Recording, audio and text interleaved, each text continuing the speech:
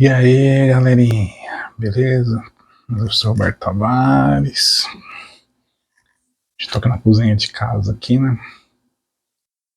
Para poder estar fazendo uma leitura aqui, que a sala está lotada com meus parentes.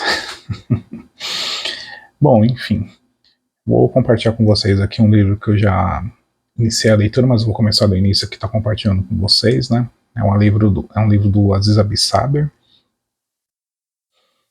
um grande geógrafo e doutor na área da geografia, professor da USP, né?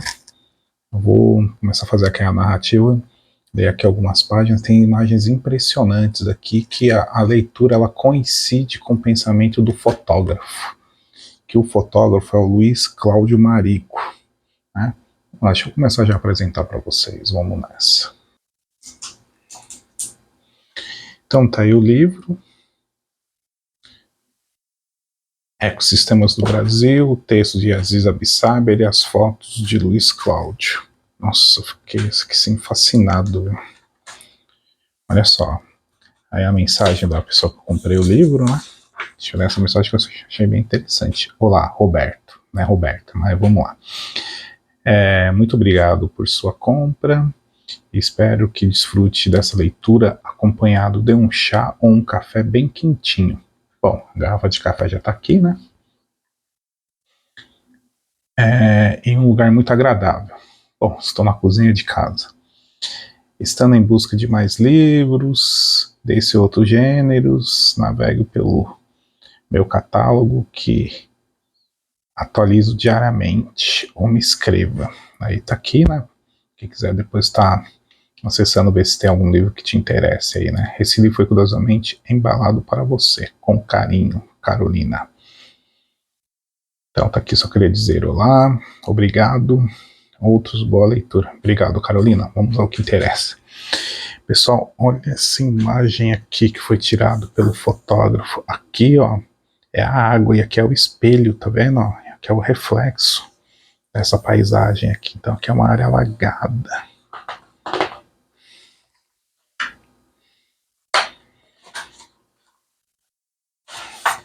Temos outra imagem muito bonita também aqui, olha.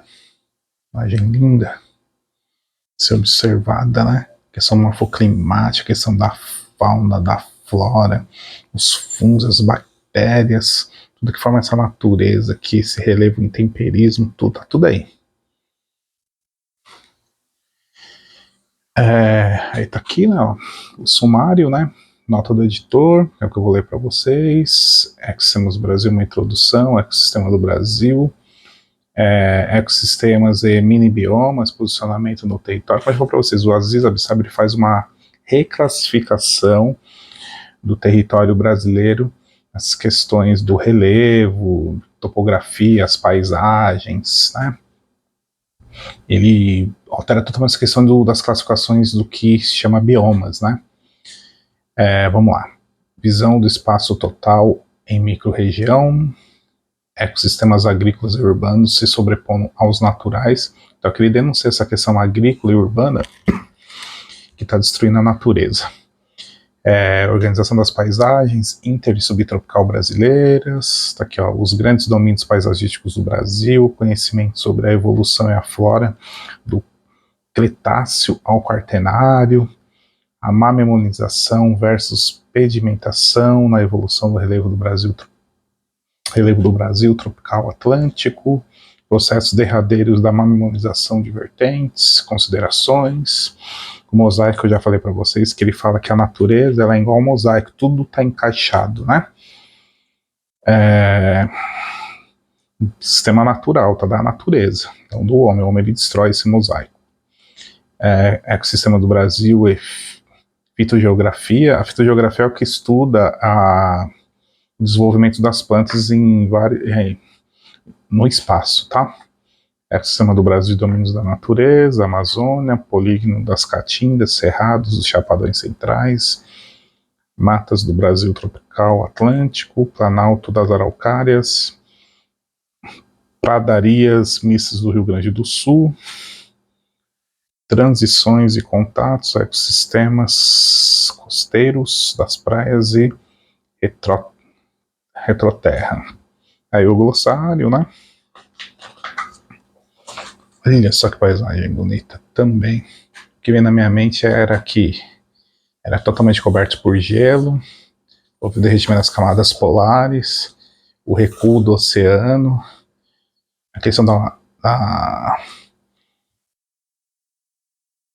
do clima, né, fazendo essa alteração junto com a morfologia chama morfoclimáticos, os fungos, as bactérias, o intemperismo. Nossa, tem tanta coisa envolvida para formar essa paisagem. Olha essa outra aqui também. Muito bonita também. Olha aqui a questão dos manguezais no oceano. Olha as raízes do mangue, ó. Tem mangue que chega até 8 metros de altura por causa da questão da maré. Da altura da maré, que a maré aumenta e abaixa, né? Olha só que imagem bonita também. Tudo isso do Brasil, tá? Olha só daqueles passarinhos. Olha as onças. Bom, vamos lá então. Eu vou aqui fazer a leitura. Vou colocar aqui focado em mim. Vou mudar a câmera aqui, beleza? Então vamos lá. Nota do editor. Natureza domada. A edição da presente obra é resultado da feliz combinação do vasto conhecimento do professor Dr. Aziz Abissaber, eminente geógrafo da Universidade de São Paulo, e das imagens de natureza de Luiz Cláudio Marigo, um dos mais experientes profissionais da área e o mais publicado fotógrafo nativo fora do país, já tendo participado de dezenas de publicações nacionais e internacionais. Cada um, em linguagem própria, oferece a visão pessoal sobre o tema de maneira abrangente e inédita, enquanto Aziz traz a percepção morfoclimática e fitogeográfica. Então, morfoclimática é o que eu falo para vocês, que é aquela formação daquela paisagem. Tá? Então, que vai contar a questão do clima, né, a temperatura, se chove muito, se é úmido, se é seco, se é ameno, juntamente com os fungos e bactérias, a questão do desenvolvimento das plantas naquele espaço que já é a fitogeografia, tá bom? Vamos lá. Da natureza brasileira, levando questões sobre a crescente ocupação de áreas naturais remanescentes pelos chamados ecossistemas agrícolas e urbanos. Marigo nos leva a conhecer o melhor do seu olhar detalhista com recortes precisos de ecossistemas e fragmentos florísticos e faunísticos, então que é a fauna e a flora, tá? Marcantes de conteúdo e beleza jamais antes publicada. Ambos os autores têm importância histórica na luta pela preservação da natureza brasileira, bem como pelo desenvolvimento científico em torno das feições paisagísticas e ecológicas do maior país inter- e subtropical das Américas. Lembre-se, pessoal, a ocupação do território brasileiro praticamente é 70% de toda a América do Sul, tá? Vamos lá. Esperamos que essa obra venha colaborar na evolução do conhecimento em torno dos ecossistemas brasileiros, cujos mais apurados limites e definições ainda estão para ser determinados pelas gerações futuras, como costumam destacar os autores. Ecossistema do Brasil. Contempla-nos também com imagem de satélite Landsat, que ilustram de um ponto de vista espacial alguns mosaicos dos domínios da natureza. Então, reforçando para vocês novamente, essas paisagens que eu mostrei para vocês, o professor Aziz Abissaber fala que é igual um mosaico, né? Não sei se vocês já viram como é que é feito um mosaico, né? As cores, onde tem que ser colocada, a posição. Uma situação está conectada com a outra, que é a questão da natureza também. Tá? Então ele dá esse exemplo de mosaico aí, onde ocorre diferentes ecossistemas. Concebida e editada pela Metalivros, essa obra vem reforçar a história. Esta obra vem reforçar a história, linha de publicações sobre a natureza brasileira em que procuramos divulgar e assim ajudar a proteger, a nosso modo, o patrimônio natural por meio desse instrumento cultural fascinante que é o livro ilustrado, com elementos didáticos, científicos e artísticos, sem evidentemente esgotar tema imenso. A edição alcança o objetivo principal de revalorizar o conhecimento da natureza brasileira em um momento em que as atividades humanas se projetam com galopante rapidez sobre as áreas remanescentes de nosso patrimônio natural, cada vez mais percebido como uma das maiores marcas de identidade cultural de grande significado. Enfim, o Brasil é um dos países que mais vem posicionando... Enfim, o Brasil é um dos países que mais vem pressionando as áreas naturais, que é destruindo, tá, pessoal? E a fauna nativa, matando os animais, né, desses locais. Embora abrigue ainda a maior biodiversidade do planeta, sendo como nação a que mais tem o que preservar para o futuro da humanidade, especialmente para atender à múltipla e crescente demanda interna, a natureza brasileira, antes indomada, hoje é objeto de luta quase desesperada de alguns poucos obstinados pela manutenção ecológica, pelo menos a índices mínimos razoáveis de conservação para a sustentabilidade dos anos futuros. Então, são situações que a gente está presenciando, né, já há muito tempo, e isso tem ficado de uma forma que todo dia que se liga o noticiário você vê uma área que foi destruída, uma área que não foi cuidada, que tem área de conservação, de preservação, uma que ainda tem um resíduo da natureza que foi intocado, outra parte que a sociedade tocou, né, mas ainda sobrou um resíduo do que a natureza fez, né. Bom, vamos lá. Olha outra imagem bonita aqui. Olha só as tartarugas aqui, ó. Que dá a entender que é Pantanal. Vamos lá. Ah, não, isso aqui é lá no Rio Amazonas, lá em Paritins, tá? Aqui, ó. Bom, fazer.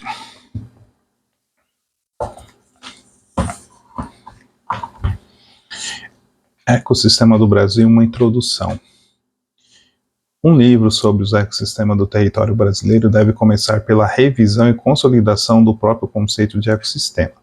Trata-se de uma concepção com implicações interdisciplinares pela própria natureza do termo. Então, o que é interdisciplinares? Entra várias ciências para poder estudar aquele determinado espaço. É como eu sempre já disse para vocês em sala de aula, né? Para quem eu sempre converso também, que a geografia, ela é fascinante por isso, ela precisa de todas as áreas, ela precisa da matemática, ela precisa da física, ela precisa da biologia, né, e de tantas outras áreas para ela poder ser explicada, tá? Então aí entra essa questão da interdisciplinaridade, que se projetou nas últimas décadas por quase todos os países do mundo, ganhando lugar na mídia com significados diversos, científicos e populares e até mesmo comerciais. A difusão do ambientalismo muito contribuiu para a ampliação do uso e das definições em torno do tema. Cada vez mais estudado, além do uso correto, podemos identificar aplicações inadequadas e incompletas. Por isso é indispensável recuperar de alguma forma a evolução do conceito de ecossistema, tendo em vista sua aplicabilidade ao imenso e complexo território inter- e subtropical brasileiro.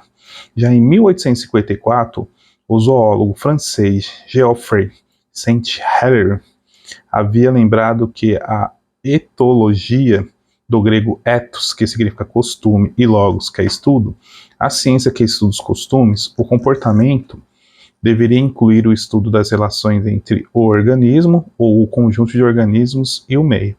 É porque assim, pessoal, dentro da geografia, nós temos várias áreas de estudos, né? Então, por exemplo, nós temos a ciência humana, dentro da geografia, que vai estudar aquela questão da expansão daquele território, pela explicação de como o ser humano ele foi lá e mudou aquele espaço. Aí já tem um outro pensamento, né, que é o pensamento já da geografia exata, né, que ela é física, a geografia física, que explica que é a questão como a natureza ela desenvolveu aquele espaço, tá? E tantos outros pensamentos tem aí dentro da geografia. Apesar de documentos recentes comprovando que já em 1858 havia cursos disciplinares sobre ecologia, a criação da palavra ecologia, do grego oikos, que significa casa, e logos, estudo, é atribuída a Ernest Haeckel em 1886. Assim, literalmente, ecologia é a ciência que estuda o habitat e o meio ambiente. Empregar-se-á, pois, para designar a ciência que se dedica ao estudo das relações dos seres vivos entre si e com o meio físico em que vivem. Então é isso que eu estou dizendo para vocês. Então aqui se tem essa situação que foi comentada, que eu acabei de ler aqui para vocês. O que o ser vivo faz com esse meio? Porque não é só nós seres humanos, nós temos os animais também, né? A questão das plantas também, que é um ser vivo, né? E tantos outros seres vivos aí que transformam aqueles espaços como nós vimos nas paisagens, né? Mas sabe-se que hoje, já em 1858, não só a palavra ecologia era conhecida e usada, como havia conteúdo suficiente para a realização de cursos dessa disciplina. Mas de acordo com Mário Guimarães Ferri, no livro Ecologia Geral, 1980, página 13, pode dizer que, como ciência, a ecologia é muito nova, pois pouco aconteceu até a década de 1930. Foi um botânico inglês culturalmente bem preparado e reflexivo, Arthur de Tansley, quem engendrou o termo ecossistema no ambiente de pesquisa da Universidade de Oxford, no ano de 1935, por meio de um artigo revisivo designado The User and Abuse of Vegetation Concepts and Terms. Então, a tradução, à época, existia uma parafernália terminológica que embaralhava o entendimento de pesquisadores e professores, sobretudo jovens acadêmicos. Em termos puramente denotativos, a definição dada por Tansley é aparentemente das mais simples. Ecossistema é o sistema ecológico de um lugar. Na palavra eco está contido todo o complexo de vida que se desenvolve no planeta por excelência, enquanto sistema faz alusão a vínculos e dominâncias que existem entre fatos abióticos, rochas, minerais dos solos, e fatos bióticos, desenvolvidos nos espaços da natureza, vida aeróbica, vida anaeróbica, flora, fauna e micro-organismos. Para tornar o ecossistema ecológico mais compreensível, passou-se a falar de três componentes intimamente vinculados: o suporte ecológico, a composição biótica, que se assenta e se desenvolve no aludido suporte, e as condições climatodinâmicas, que justificam a permanência dos diferentes tipos de vida desenvolvidos em certo espaço e sob determinado clima. Solos, superfícies, solos, subsuperfícies, águas fluviais, lacustres, marinhas e oceânicas. Alguns professores reforçam que o ecossistema deve ser entendido sempre em estrutura e funcionalidade. É o que eu entendo também. Então, ecossistema, você vai entender todo esse sistema da natureza, né? Porque ele é todo feito por sistemas, né? Então, a questão do clima. A água líquida, aí vem o sol, aquece, se torna vapor, depois ela se torna nuvem, depois ela fica vaporizada, depois ela vai lá, se torna líquido de novo, isso é um ciclo, né? Vamos lá.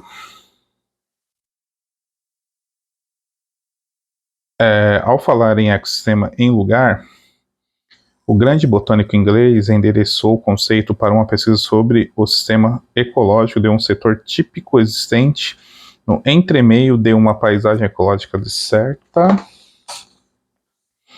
extensividade. Bom, vamos lá, mostrar mais. Olha só que outro lugar aqui também. Tá aqui, ó.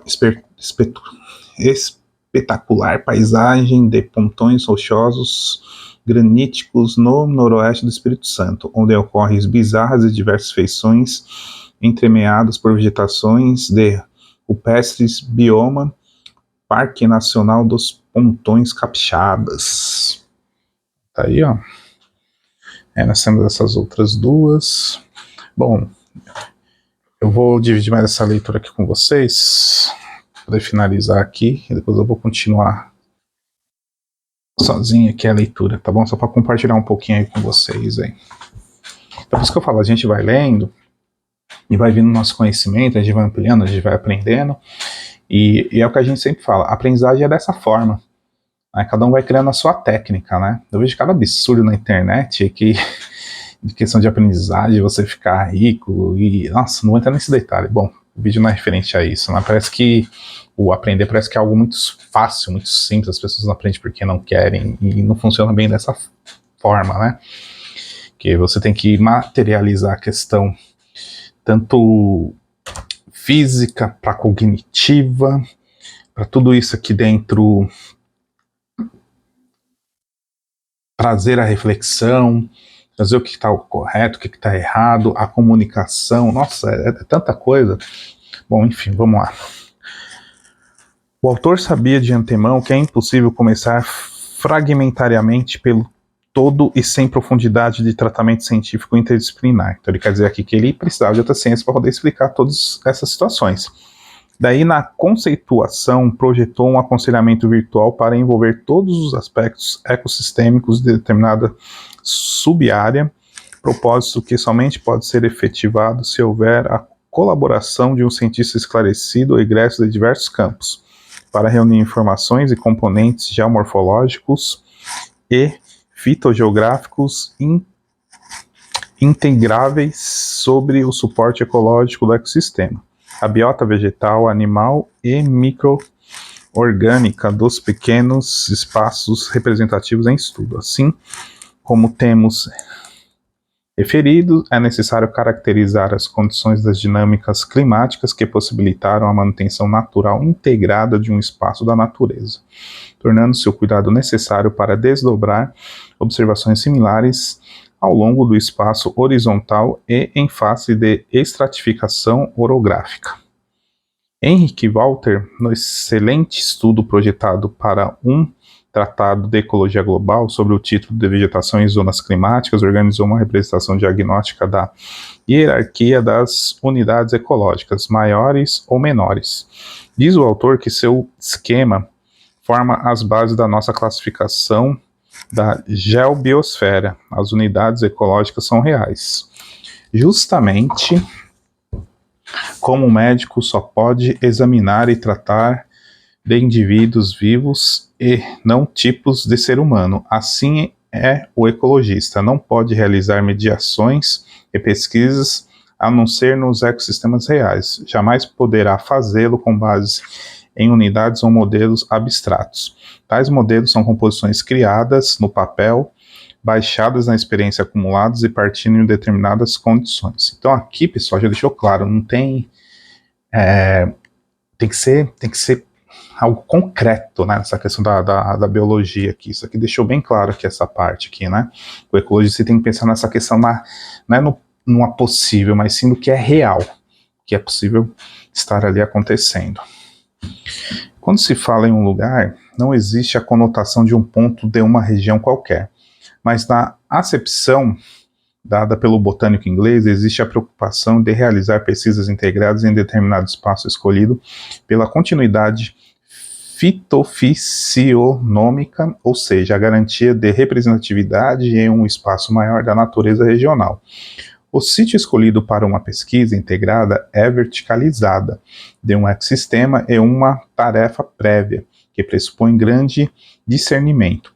Pode-se registrar a tipologia genérica do conjunto dos ecossistemas e mini-biomas de um país imenso como é o Brasil, mas será sempre muito difícil realizar uma pesquisa completa sobre o ecossistema ecológico representativo.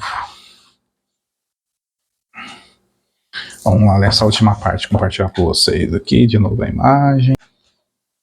Olha que imagem bonita aqui, ó. Essa daqui, ela fica no Mato Grosso, que é do Cerrado, ó, em torno de uma lagoa no Cerrado. Aí tem essa outra aqui, que fica em Roraima, ó como é plano, né, ó. Ó, Lavrado de Roraima e Mata de Galeria, protegendo cursos d'água em Roraima. Vamos terminar de lá.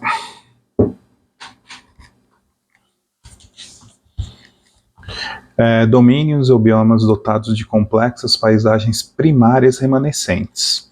Autores diferentes têm conceitos convergentes para a noção de ecossistema. Entretanto, alguns focalizam mais integralmente o conceito. Identificamos no livro Dicionário da Geografia, do mestre Pierre Jarge, de 1974, uma abordagem que avança em relação à notável maneira de ver de Arthur Tanzler. O ecossistema é uma unidade estrutural da biosfera. Ele é constituído por uma parte do espaço emerso ou aquático, o qual apresenta um caráter homogêneo. Homogêneo é único, tá, pessoal?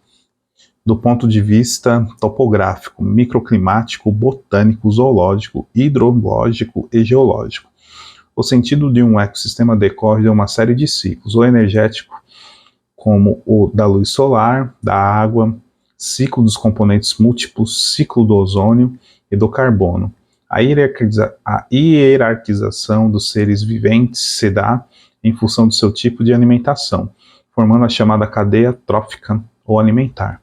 Nessa cadeia, os produtores ou autrótrofos elaboraram diferentemente a maneira vivente a partir das matérias minerais do solo e dos gases atmosféricos. Os vegetais, a clorofila, os consumidores ou heterótrofos se nutrem desses viventes autrófos, ou não. Os decompositores, bactérias, fungos, se nutrem de detritos orgânicos de cadáveres e asseguram o retorno da matéria orgânica ao estado mineral.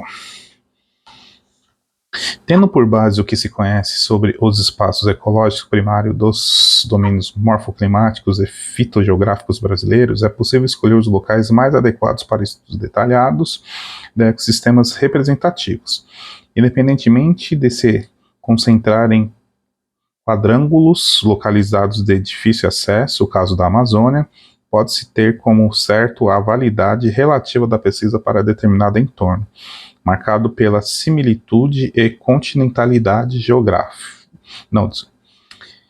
Continentalidade geoecológica, desde que se atente para a homogeneidade aparente de espaços circundantes.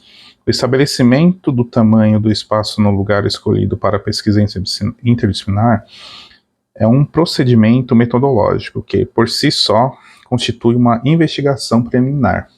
Em relação às terras firmes florestadas da Amazônia, um estudo dos componentes bióticos dos ecossistemas na prática tem de envolver no mínimo quadras de 100 metros por 100 metros, até 1.000 metros por 1.000 metros de lado, a fim de abranger toda a biodiversidade de cada lugar pré-determinado. Em contraste, em algumas áreas de Campinarama,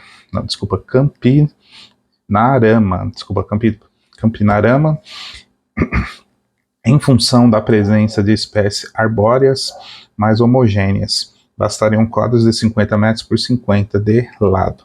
Já nas florestas ripárias separadas por campinas, seria necessário identificar as espécies desenvolvidas nos diques marginais aluviais, em faixas lineares de no mínimo 50 metros, sabendo-se de antemão que elas podem variar de composição de região para região.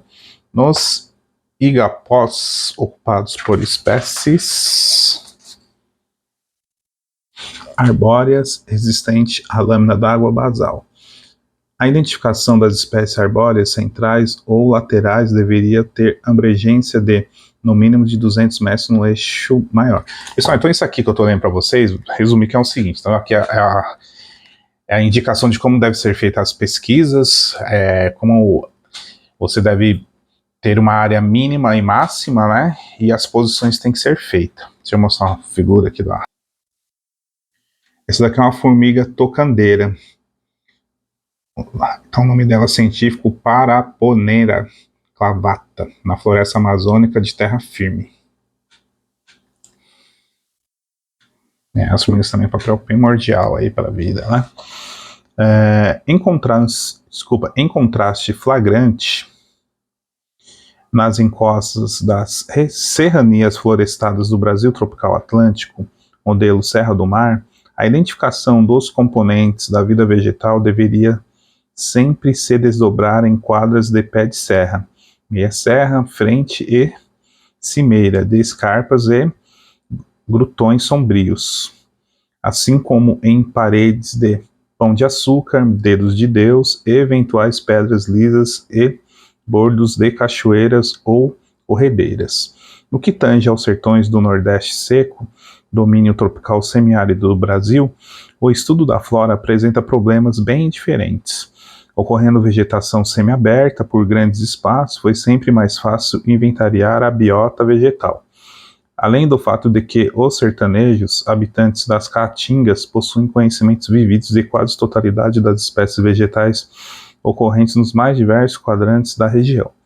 Na pesquisa científica ecossistêmica, o importante é a caracterização de cada uma das comunidades vegetais de cada padrão da caatinga. Ou seja, caatinga herbácea, herbáceo-arbórea, espinhenta localizada, e múltiplos mini-biomas que continuam diferentes subespaços da caatinga. Refiram-nos às comunidades vegetais especializadas que convivem com lajedos, paredes e pontões rochosos, icebergs e aquelas amarradas a faixas de areias de veredas, campos de dunas interiores e bordos semi-rochosos de cânions, padrão Xingu. No domínio do Cerrado, Brasil tropical continental, há 2 estações no ano, e a observação dos ecossistemas é mais simples e cômoda para os pesquisadores. Os 3 padrões de ecossistemas predominantes ficam centrados em Cerrado, Cerradão e Campestre, estabelecidos em interflúvios quase planos e chapadões ligeiramente ondulados. Nos setores dominados extensivamente por Cerrado, a identificação é a partir da degradação antrópica do Cerradão. A palavra antrópica significa que a sociedade foi lá e destruiu um espaço natural para construir uma cidade, produzir, quer dizer, ter um espaço ali de uma área rural, produzir alimento, ou de uma grande indústria, né? Enfim, são os impactos que a sociedade causa no meio natural. Cadê? Nos setores dominados extensivamente por Cerrado, a identificação é a partir da degradação antrópica do Cerradão. Cerrado em recuperação inicial, comportando Cerradinho e, por fim, Cerrado substandard, ocupando manchas de solo lítico em vertentes ou ciméria de chapadões. A grande diferença, porém, reside na flora das florestas galerias de complexa composição biótica que se estendem em fundo de vales pouco ramificados. Olha a professora Regina aí, pessoal. Já te viram, já. Pessoal, estamos de madrugada aí, né? Vamos lá, continuar aqui. Em fundo de vales pouco ramificados do domínio morfoclimático regional. A presença de florestas ribeirinhas. O que é floresta ribeirinha? Onde tem os rios, né? Os rios, os ribeirinhas, tá? Muitas vezes designadas por matas ciliares, faz a grande diferença ecossistêmica no domínio do Cerrado. As matas galerias biodiversas da região variam de composição biótica de subárea a subárea representativa de Cerrado. Só um pouquinho. Bom, deu uma pausa aqui, pegar um cafezinho aqui.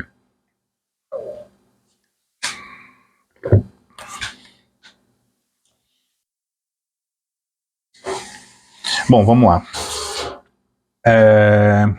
As matas geleiras biodiversas da região variam de composição biótica de... essa parte eu já li.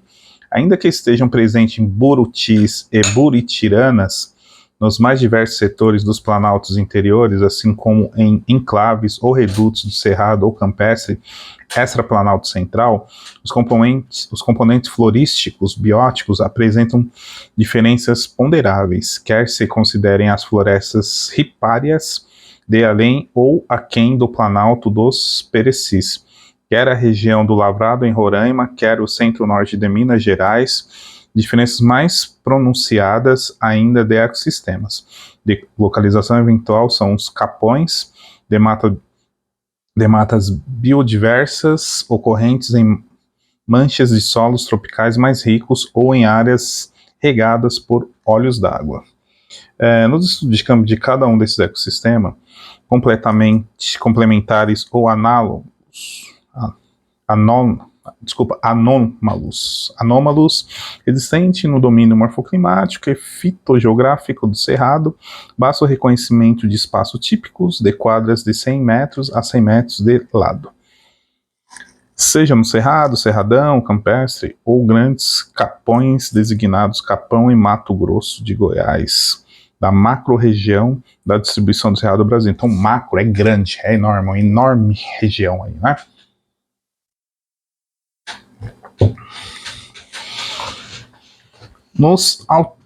altiplanos no Brasil meridional, onde apareciam bosques de araucárias de diferentes densidades acima de matas subtropicais biodiversas. Nossa, pessoal, falando de araucárias, elas sobreviveram aí por muito tempo, né? E agora elas estão praticamente quase que, eu vou usar esse termo, não sei se está correto, mas está ficando extinta. Principalmente aqui na nossa região, aqui em São Paulo, né? Nossa, olha, né? Impressionante essa devastação tão grande, tão rápida, né? E a gente não consegue ter pé de preservar, né, de uma forma adequada, né? Bom, vamos lá. Acima de matas subtropicais biodiversas, a identificação de ecossistemas naturais intocados está ficando cada vez mais rara. Ó, acabei, você vê, ó, nem terminei a leitura, já veio na minha mente, já falei para vocês e já veio aqui na leitura. Em áreas de solo fértil, onde os bosques emergentes de pinheiros eram maciços e quase contínuos, tudo se modificou devido às sucessivas fases de novo, tudo se modificou devido às sucessivas fases da atividade antrópica. A ocupação agrária por propriedade de pequeno e médio porte, exagerada atividade madeireira, plantações de eucaliptos cada vez mais amplas em solos de mediana fertilidade, invasão rápida da sojicultura, que é da soja, tá? A cultura da soja, por todos os espaços disponíveis, diminuição acelerada da fauna, fato que se repete nas mais diversas regiões ecológicas brasileiras, o que leva a crer na produção de um futuro deverá ser dramático. Aqui transcrevo trechos extraídos do pequeno e admirável livro Ecodinâmica de Jean Descartes, 1977. Então vamos lá. O conceito de unidades ecodinâmicas é integrado ao conceito de ecossistema. Baseia-se no instrumento lógico de sistema. Enfoca as relações mútuas entre os diversos componentes da dinâmica e os fluxos de energia, matéria no meio ambiente. Portanto, é completamente distinto do ponto de vista estático do inventário. O inventário pode ser útil para a ordenação e administração do território, mas somente quando se trata de recursos não renováveis, como os minerais. Não é adequado para os recursos ecológicos. Com efeito, a gestão dos recursos ecológicos deve ter por objetivo a avaliação do impacto da inserção da tecnologia humana no ecossistema. Isso significa determinar a taxa aceitável de extração de recursos sem degradação do ecossistema, ou determinar quais as medidas que devem ser tomadas para permitir uma extração mais elevada sem degradação. Esse tipo de avaliação exige bom conhecimento do funcionamento do ecossistema, ou seja, dos fluxos de energia e matéria que caracterizam. O inventário não pode fornecê-los exatamente como um único censo de população, não permite definir a dinâmica dessa população. Deixa eu só falar desse trecho, pessoal, que eu sempre lembro que do professor Freire, lá da ETEC, né, Martin Luther King, lá na cidade de São Paulo, e ele é engenheiro mecânico, ele tem uma vasta experiência aí, extraordinária na área da indústria também, né, participou aí do projeto do metrô de São Paulo e tantos outros projetos importantes para o estado de São Paulo e para o Brasil. E uma fala dele que eu nunca vou me esquecer, um dia conversando com ele, né, e ele deu um exemplo que seria o seguinte: o que adianta você ter uma riqueza, de um lado, tá, que é uma riqueza natural, como foi falado aqui, estudada, né, falado que tem tanto de riqueza, vai causar tanto de impacto, né, porque tudo que a sociedade produz, tudo produz impacto. Você, na sua casa, eu aqui, todos os seres humanos, mais de 7 bilhões, todos os dias nós provocamos impactos, né, desde quando a gente utiliza o banheiro, né, a gente produz esgoto in natura, a questão quando você consome um produto fica em embalagem, onde que vai parar essa embalagem plástica, né? Bom, enfim. Aí vamos lá, vamos ao que interessa. Então ele falou dessa forma: que adianta você ter uma riqueza, né? E de um outro lado a população passando fome e não explorar essa riqueza. Será que realmente isso é certo? Né?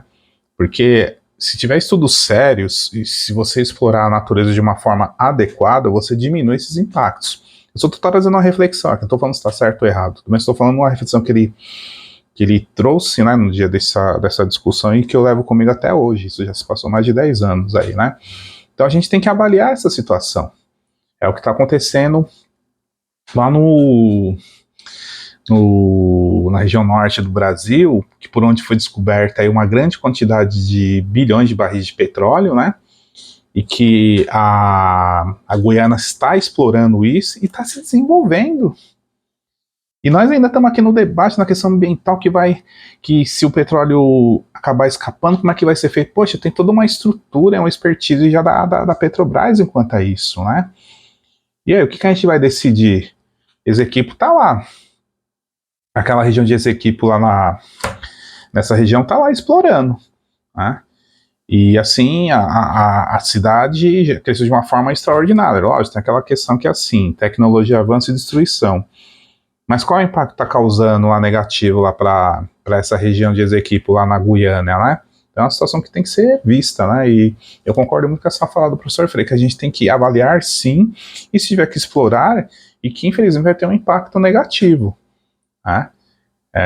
Aí, aquilo que eu estou falando para vocês, aí cada um vai ter um ponto de vista, né? O que eu estou chamando a atenção aqui é que tem que ser discutido sim, ou não, vai explorar, sim ou não, explora, não explora, o que se faz, porque a Guiana tá lá explorando, e a gente está aqui no Brasil perdendo tempo, né, que nós já temos estudos, já sabemos de tudo, já sabemos do tamanho que se tem da quantidade de petróleo, os possíveis impactos, a gente sabe que o meio ambiente é bem fragilizado, principalmente lá na Foz, lá, que se tem ali naquela região, né, então a Foz é a questão do rio, tá, pessoal? Bom, mas é só chamar essa atenção do que está sendo falado aqui. Você vê como uma situação ela já vai vindo com vários pensamentos, várias ideias, né? É o que eu falo, vou repetir novamente. Tudo tem que ser discutido. Não é o que eu acho. É o que a ciência fala, de positivo, de negativo. Dentro dessa situação, a sociedade vai discutir, né? A Guiana já resolveu essa questão. O Brasil, né? É uma situação que vocês podem concordar ou não, aí eu vou afirmar a situação. O Brasil tem muita lei que traz poucos benefícios, né? Ou não. E aí, o que vocês acham disso, né? Porque que a gente tem uma lei maravilhosa, ela não é aplicada. Nós estamos cheios dessa forma, porque eu entendo que é a formação do cidadão. O cidadão realmente ele tem que ter essa percepção do que é certo ou errado. Nós temos milhões de brasileiros que não têm essa percepção. São milhões, não é milhares, são milhões, né? Então é uma situação que é difícil, mas você tem que discutir no outro vídeo, tem gente que vai ser a favor, vai ser contra. Deixa eu continuar aqui com a leitura aqui. Vamos lá. Para os ecólogos, a fotossíntese é a base de toda a vida. Com muita razão, eles chamam as plantas de produtores primários, ou seja, organismos capazes de elaborar hidratos de carbono em forma de células a partir disso. E toda a vida se fundamenta nesse fenômeno de fotossíntese, porque os tecidos das plantas são a fonte de energia dos herbívoros, que delas se alimentam. Os carnívoros aproveitam as carnes elaboradas pelos herbívoros, etc. Os ecossistemas ocorrentes no extremo sul do Brasil meridional, no ângulo das fronteiras do Uruguai e da Argentina, apresentam sutis modificações e anomalias orográficas em relação aos planaltos de araucárias. Para quem não sabe, pessoal, essa região aí do sul do país ali, o Rio Grande do Sul, né, principalmente ali, Santa Catarina, Paraná, ali é onde tem uma das áreas que tem a maior preservação da questão de araucárias, tá? E ali a região do Uruguai também, que faz fronteira ali com o Brasil, tá? Quem penetrar no Rio Grande do Sul, vindo dos Chapadões de Santa Catarina, encontra os vastos campos de cimeira do Planalto de Vacaria. Dezenas de quilômetros para o sul surgem matas subtropicais com araucárias emergentes no próprio fundo e encostas de vales que entalham a grande pilha de basaltos regionais. Invertem-se a situação típica dos altiplanos revestidos por araucárias. Agora, as maiores extensões de matas subtropicais, quase tamponas por araucárias, ocupam as vertentes de cânions interiores, grosso modo orientadas de leste para oeste na categoria de subbacias do rio Uruguai.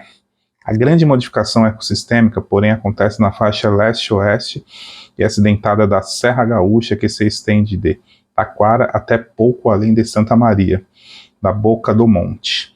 Configure-se aí configurando-se aí no centro do espaço fisiográfico do Rio Grande do Sul, a última extensão de Mata Atlântica densa e biodiversa do país. No caso, tratando-se de florestas orográficas tropicais muito dependentes de umidade e precipitações provindas de áreas mais frias ou temperadas da Argentina, ou mais especificamente da massa polar atlântica. Então vamos lá, então isso é uma característica da araucária, tá? Então ela tem que ter um local que é úmido, tem que ser o clima ameno, tá? Então esse é o clima propício para esse tipo de árvore. Então o que ocorreu aqui na região sudeste?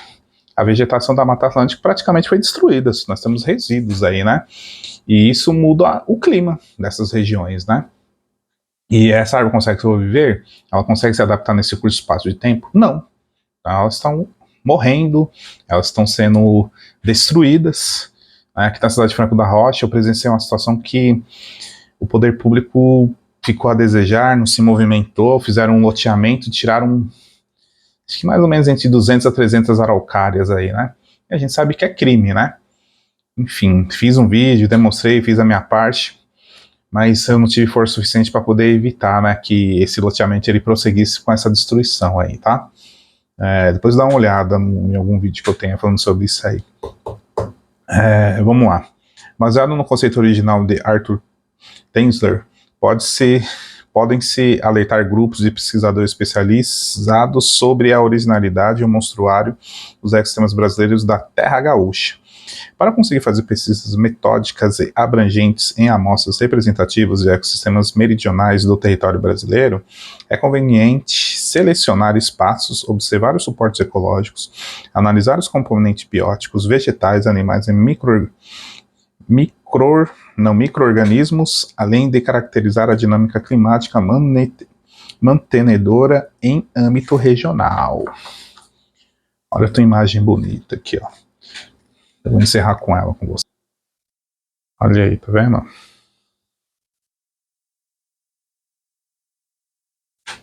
Bom, essa região, ela é as bromérias raio de sol.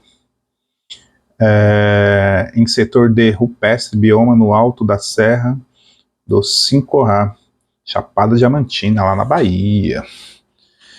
Bom, aqui já tem outro ecossistema, não, ecossistemas e mini-biomas, posicionamentos no território zonal, azonal e intrazonal. Então vou encerrar essa leitura aí com vocês, depois em outro vídeo eu continuo aí. Espero que de alguma forma eu possa ter tido alguma contribuição, né? Porque a ideia é assim, eu nunca sei de tudo, tá?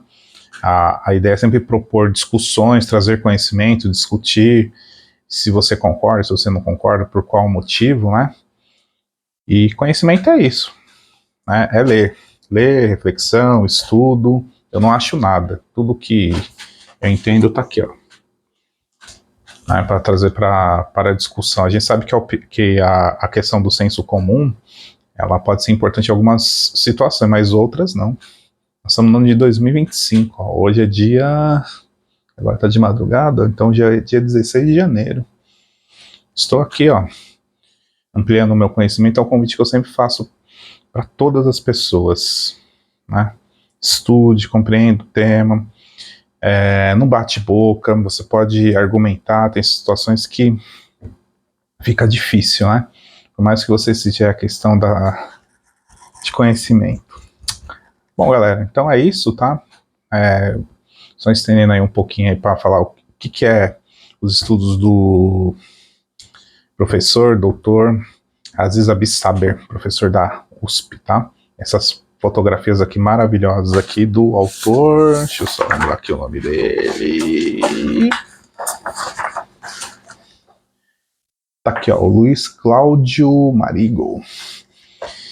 É isso aí, até mais. Se você curte nosso conteúdo, não esquece de se inscrever no canal e de dar aquele like. Até mais.